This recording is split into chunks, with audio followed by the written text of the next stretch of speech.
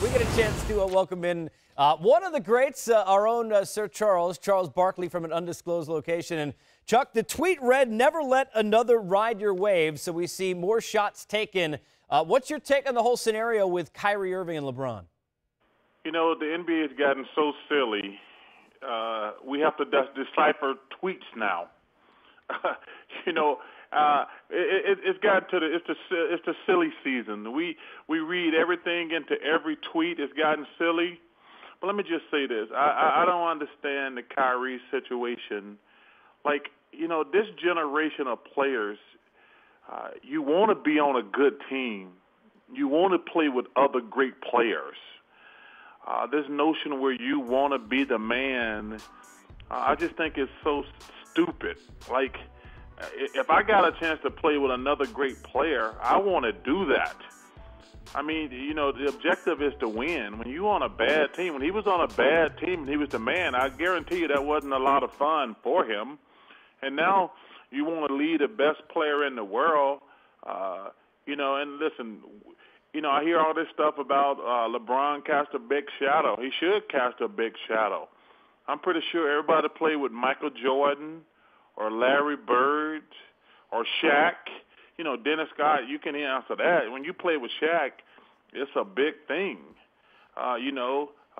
Like I say, I just don't understand why these guys, if you get a chance to play with great players, that's half the battle.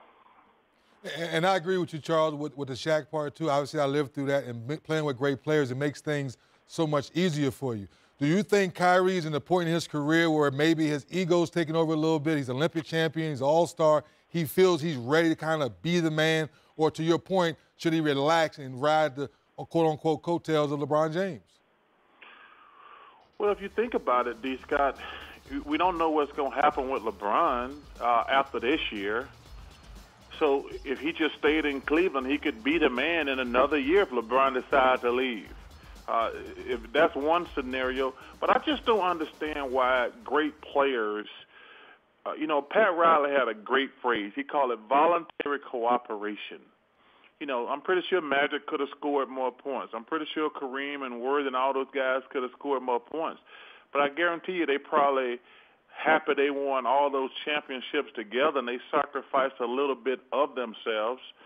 But, man, this new generation, man, it's not a lot of fun watching the NBA now and the way things are going. And I'm not one of them old, bitter guys. Like, you want to play with great players. You want to share the glory. You want to win. Because, man, if you don't, right now, there's only 2 or 3, 4 maybe legitimate teams in the NBA. And if you're not on one of those 4 or 5 teams, you're really just wasting your time for like 7 months. So I don't understand why you wouldn't want to play with LeBron. I want to play with LeBron now.